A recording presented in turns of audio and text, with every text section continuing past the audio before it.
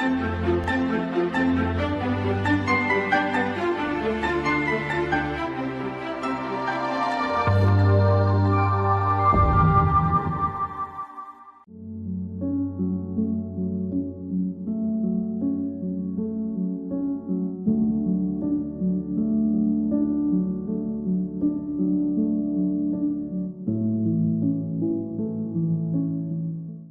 to Unit 2, Module 2 of Course 5 of your Master's Program in Library and Information Science. The unit is entitled Change Management, which is a part of the Module 2, which is Management of Information Systems, Systems Analysis and Control. And this is a part of the Course 5 of your Master's Program, which is entitled Management of Library and Information Center. My name is B. Shadrach. I'm the director of the Commonwealth Educational Media Center for Asia. So I believe that this unit on change management will equip you to understand one of the key elements of managing a library and information center through a systematic approach to analyzing and managing change through a robust information system. In your MLAC program, you'll be able to learn how to manage change, something that you would encounter in the changing world. In most cases, we refer to this as VUCA world, volatile, uncertain, complex, and ambiguous world. With the impact of digital technologies and the introduction of artificial intelligence, change is inevitable. So this particular unit within the course is very important for you. I wish to offer my gratitude to Professor A.K. Chakrabarti and the leadership of Netaji Subhash Open University for inviting me to interact with you on the topic of change management, which is the 12th unit of Module 2 of the course on managing library and information centers. So this course would have the usual practice. We would have the objectives outlined and the learning outcomes also outlined. Then I'll go elaborating the tenets of the course in detail. Then we'll summarize and conclude. After watching this program, you would be expected to answer certain MCQs, just 5 MCQs that you would need to attempt at. You can attempt it at any number of levels, and then you may have to read through the references and the bibliography that I offer in this course.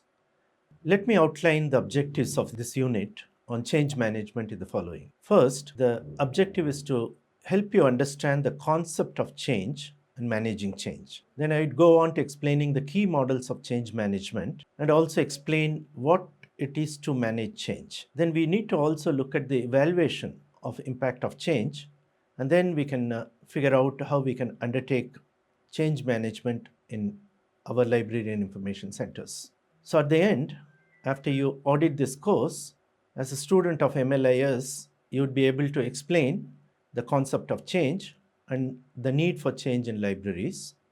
You'd be able to also outline some of the key models of change management.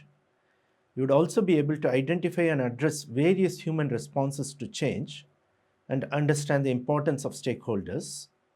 And finally, you would be able to learn how to measure change, the impact of change in your real practice. Let's begin with what is change management. That's the first lesson, as you would know. Change management is a structured approach to transitioning individuals, teams, and organizations from wherever you are to the future state of affairs. That's essentially change management. And you can even say that that's the definition of change management. But change management applies a set of tools, processes, and techniques mainly to manage people, the people side of change, as you would know. And only then you would be able to achieve the desired outcomes. Some of the aspects of change management are, first, understanding the need and the concept of change. Secondly, to plan out and implement change. Third, as I mentioned, the most important factor of managing human change and human responses to change. Usually there's resistance, as you would know. And finally, sustaining change. These are the major elements and aspects, as you would call it. But it's essential to implement change in a very smooth and participatory manner so that not only proper planning takes place, but the execution is as participatory as possible so that you can achieve a long-term change that is necessary. When it comes to change, management gurus have come up with various models of change. And I would like to highlight some three models here, but you could go out and read the references to figure out the various models that are already available in change management. So if you go to many management libraries, you would be in a position to figure out the various models of change. Let me highlight the three models of change that I want to mention here. First one is the Philip Kotler model, what we say. The Philip Kotler's or Kotler's step change model. There are 8 steps involved, 8-step model they call it very popularly. The first one is to create a sense of urgency. The first step in Kotler's model is that of creating a sense of urgency in change management. Second is forming a powerful guiding coalition, because in order to make change possible, you need to bring people together, form them into coalition so that they would be in a position to take it further. Then you need to have a vision. Defining the vision for a change is extremely important, coupled with a strategy, so that per your vision you can take the change forward and possible. Now, it's not enough to have just a vision and a strategy. You need to be able to communicate that vision and the strategy very effectively to every stakeholder which is involved in the whole process of change. Now, as you communicate, you would also identify and take steps to remove the obstacles come on the way in order for you to make the change possible. And this is where you need to empower your employees, the stakeholders, the people who are involved, the coalition that you put together to ensure that they are empowered to take action on the spot as you go. Now, you should also create some sort of a short-term wins, or what they call the milestones, as you move along with the vision. And Kotler also says that it's important for you to not just have simple wins, but consolidate all those gains so that you can anchor a changing culture within the organization that drives change going forward. Now, it is also the element of making change stick to the organization, because that's where you sustain change. Let me move on to the next model, the McKinsey model.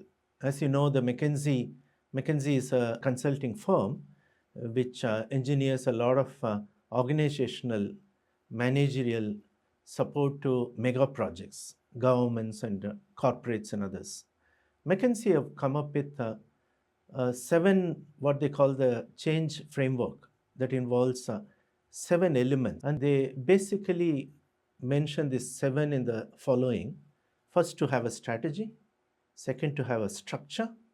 Third, to have a system in place. Systems are very important. Then you need to also have values that are shared across the board by all the stakeholders, what you call the shared values. And McKinsey also takes a very important focus on the style of change. You can disrupt an organization, you can bring in change all of a sudden, you can make change in a gradual manner. So the style is very important. That should be attuned to the organizational culture. And then obviously staff members are important, because human element is extremely key to change. And finally, they also highlight the skills that one would need to have within the organization, maybe skills across the board among various staff members, various change managers that would engineer change. That's the way McKinsey looks at.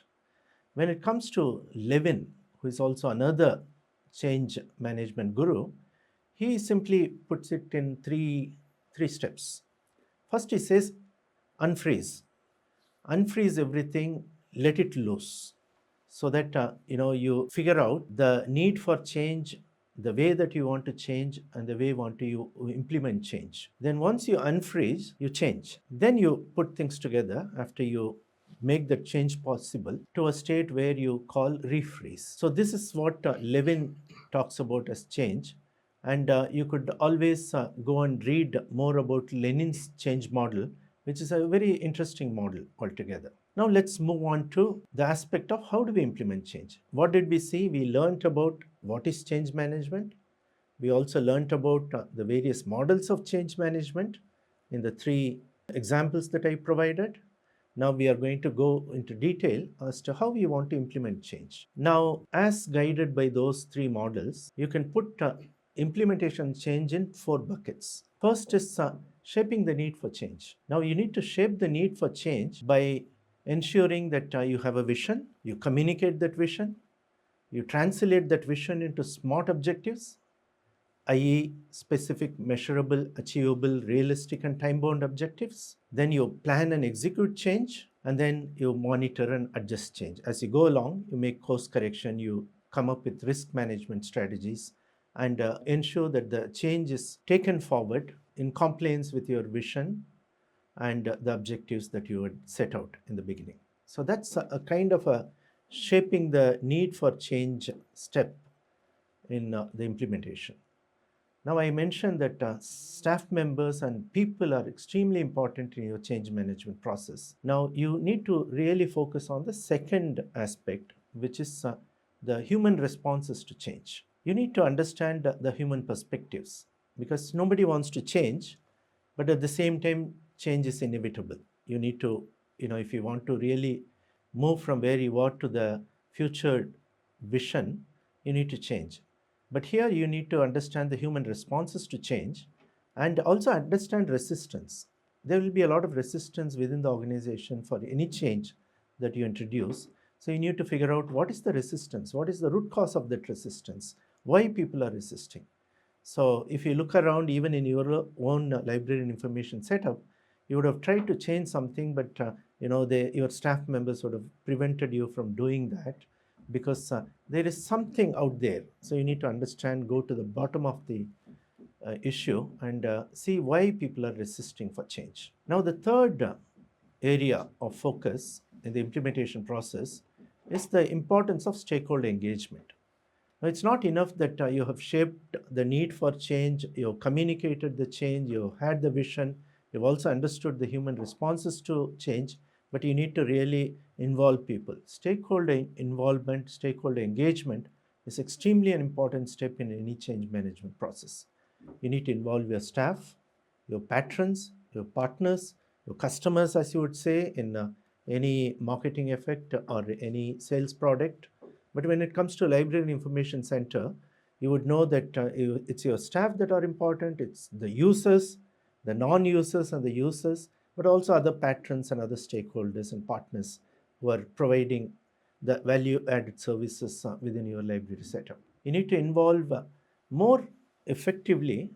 Perhaps sometimes you can even use a design thinking structure or a strategy in order to involve your users and customers in the change management process, because at the end of the day, you are making the change for the benefit of your users, and the users should know that you are making the change, and they should be a part and parcel of the whole process. And the last element, the fourth element of implementation of change, is the leadership. Now, earlier we recognized that in the McKinsey model, style of change is important, and the style of leadership is equally important. Now, how do you, as a leader who is affecting the change in within your own library and information center, is able to overcome that resistance to change? What kind of strategies you put in place? How do you involve your stakeholders? How do you communicate? What is your human response to change? All this imply that your leadership is extremely important in the change management process. Now, we also mentioned that within the leadership, open communication is extremely key. As a leader, you should be able to communicate, and you should be able to lead from the front the participatory approaches that we talk about in change management process. Finally, you had the vision, you communicated the vision, you also tried applying one of the models of the change management, you also understood how to implement change, but you need to also understand how to evaluate change, because change for the sake of change is not good enough unless you know the impact of change in the lives of people, or in the services that you offer, or in the product that you want to improvise upon, or the market that you want to capture. There are various reasons why you want to make change possible, but you need to be able to evaluate the impact of change. Application of change management principles enable us to transition into a smart library from an ordinary library, and ensure that the technology is introduced effectively for the benefit of our learners.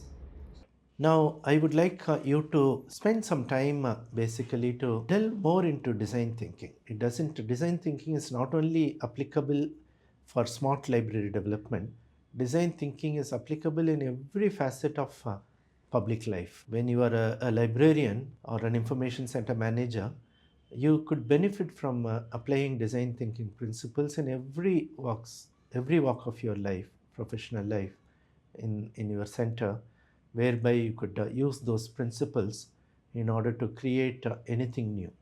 Even if you are into change management, you could play those.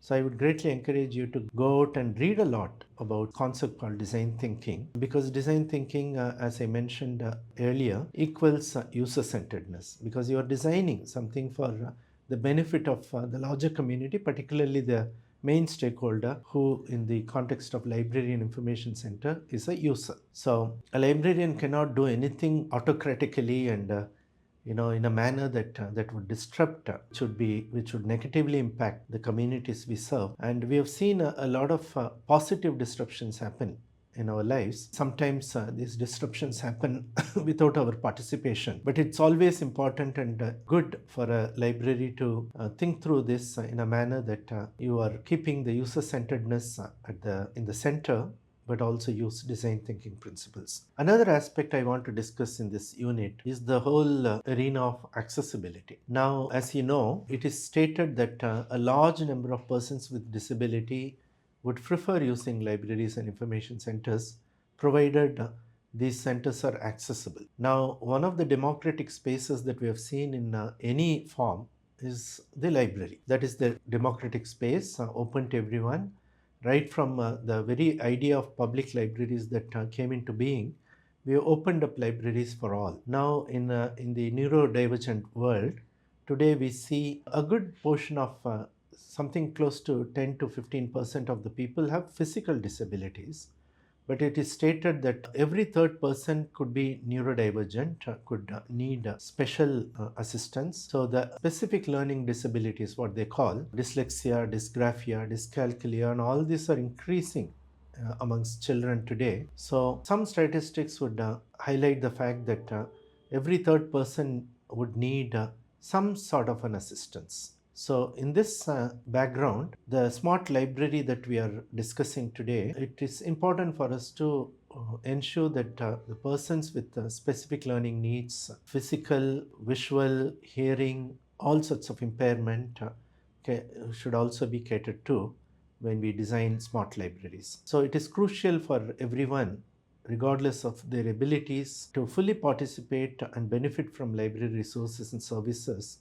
And that's how smart libraries can become really smart and serve everyone. Now, what are the strategies that you would adopt in order to enhance accessibility in your smart libraries? Now, there are certain assistive technologies that are available for everyone today.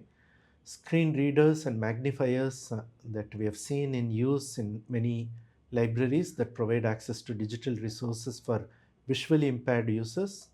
We have also seen voice recognition software which enable users with mobility impairments to interact with computers and devices. We have also seen assistive listening devices where enhancing audio clarity for users with hearing impairments are introduced. Smart libraries, we also seen text-to-speech and speech-to-text technologies in use, where facilitating communication and access to information is possible.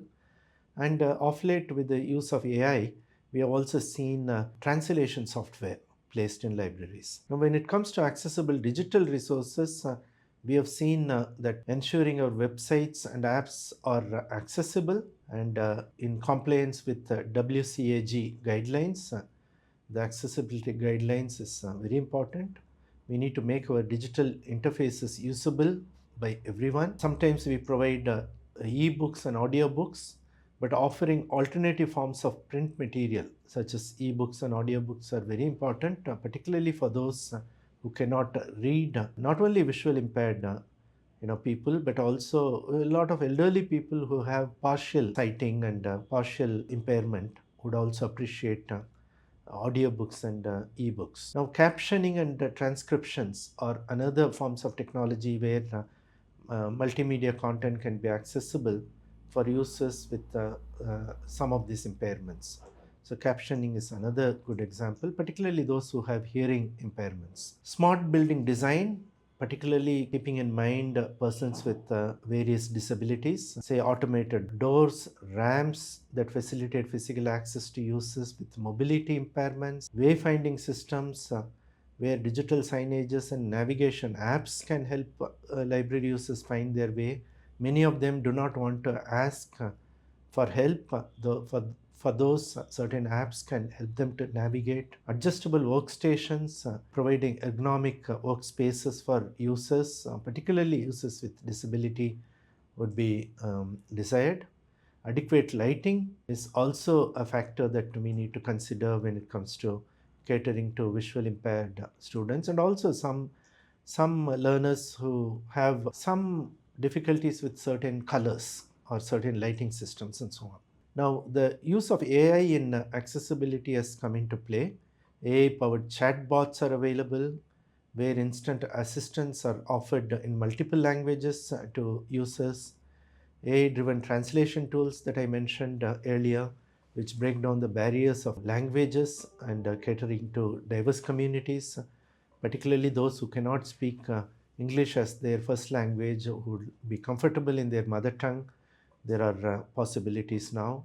Personalized recommendations using AI is another way to deal with. So, all the disabilities can be overcome if we use all these technologies and including AI to assist us. But in all this, one of the things that we need to keep in mind, the human factor. Staff members are very paramount to ensuring that persons with disabilities are catered to.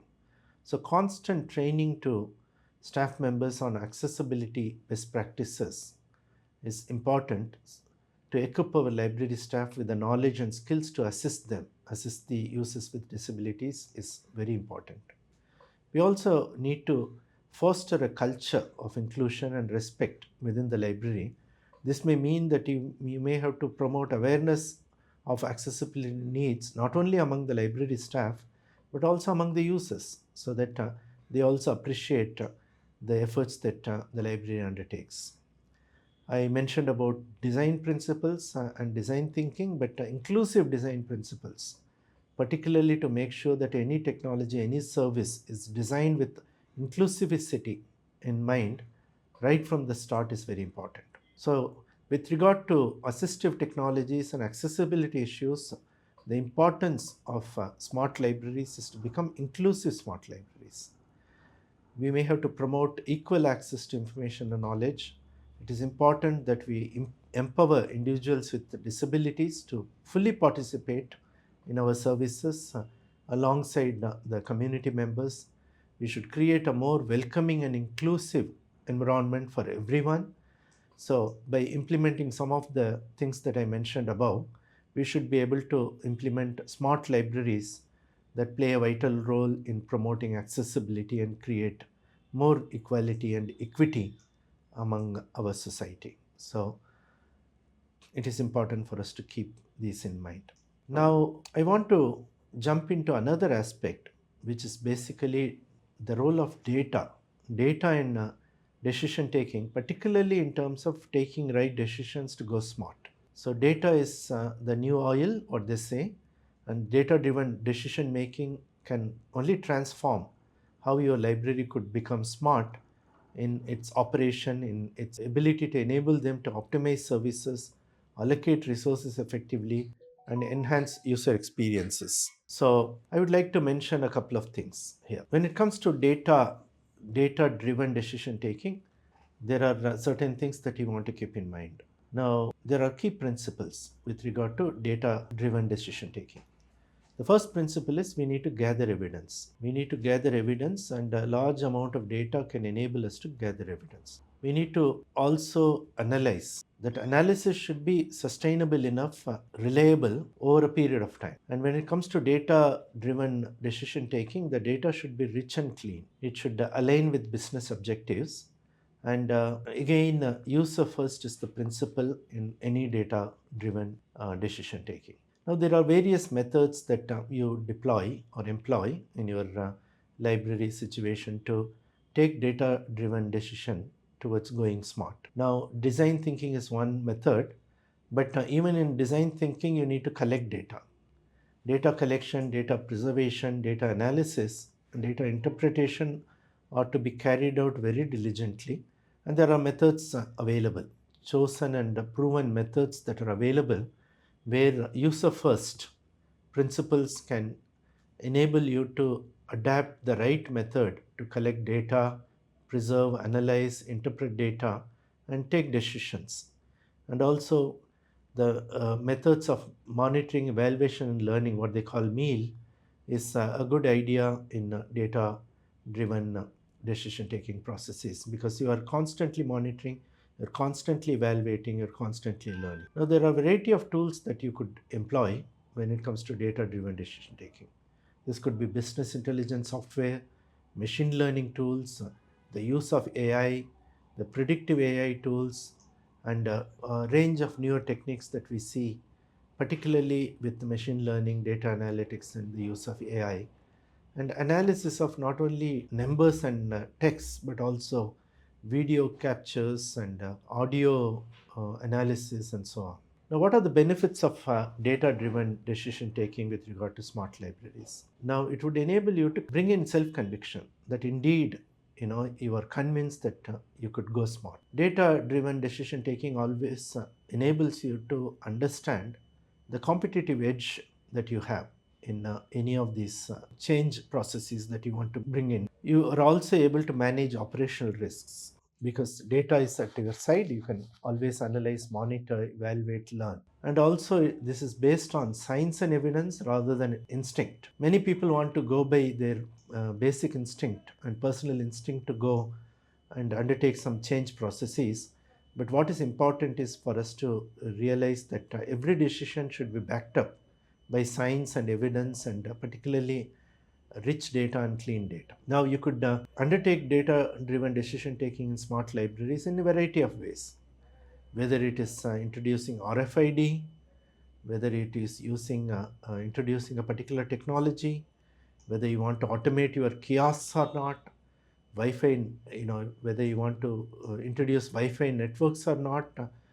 Here also you can monitor user traffic, device usage. When it comes to automated kiosks, you can record the usage pattern.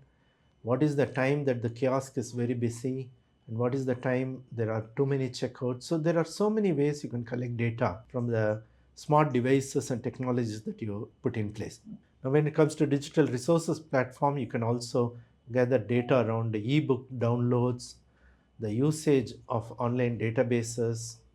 Using sensor data, you can monitor the environmental conditions, the building use, the way that people like to navigate within the library building. You could gather data in multiple ways. You could also analyze the data to basically identify trends in resource usage, understand user preferences, behavior, evaluate the effectiveness of anything that you have introduced. You can also predict future demands.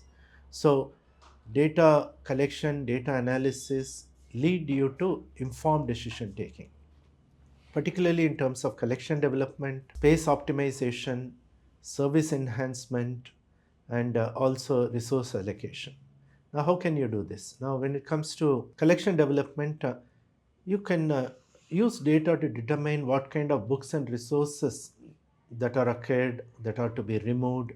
How do you allocate budget for certain resources based on user demand? You could also think through how to redesign your libraries, bring out a new layout, improve the traffic flow within the libraries, and you can also allocate accessibility oriented resources. You can adjust seat arrangements, study spaces, usage patterns. So in various ways, you can think about space optimization. Data collection and analysis also enables you to take decisions around service enhancement. Now, what kind of new programs and services the users need? How do we improve existing services based on the user feedback? How do we optimize staffing levels and distribute resources? Data driven decision taking enables you to do resource allocation optimally, so you make an informed choice. Now, to sum it up all, the benefits of data driven decision taking is basically to improve efficiency, because data driven decisions help libraries to streamline operations and optimize resource allocation. Enhance user satisfaction. By understanding user needs and preferences, libraries can provide more personalized and relevant services. Increased accountability. Data provides evidence-based support for library decisions, demonstrating the value proposition of library services to the stakeholders. It enables you to strategically plan. Data analysis helps libraries to identify trends, anticipate future needs, and enabling the library staff to develop effective strategies to plan things better. So, in essence, data driven decision making empowers smart libraries to move beyond the traditional methods and employ and embrace more evidence based and user centered approach to library management. We have discussed a lot. Now, it is important for us to keep in mind that any smart library is aimed at cost efficiency, optimization of resources, but it needs human adaptation and a systemic approach. It is not important enough that your capex, opex are optimized. You are able to reduce the recovery cost. You are able to manage risks and reduce the risk management costs, or even you are able to optimize the resources such as energy and material resources and physical and natural resources to the optimal level. It is equally important to protect human interest, ensure aesthetics and well-being, and we need to design for human adaptation. That's extremely important, so that the cost efficiency, resource optimization is are married with designing for human adaptation. So I may conclude, dear learners, that change is permanent. You cannot resist change. In the digital era, which is now staring at the newer emerging technologies like artificial intelligence, and also not only digitalization but also greening, change is inevitable. And in the library information centers also, change is very imminent and important. And as key managers, and in the future when you pass out, you go to the market, become managers of library and information centers, you need to be constantly embracing change. That is something that you need to bring into your DNA. But change won't happen on its own. As you would know, you need to plan, you need to execute the change in a fashion that's sustainable, but also the one that has the long term. So, happy learning. In this course, in this particular unit, as I mentioned, that there will be certain MCQs that you need to attempt it and you need to clear those.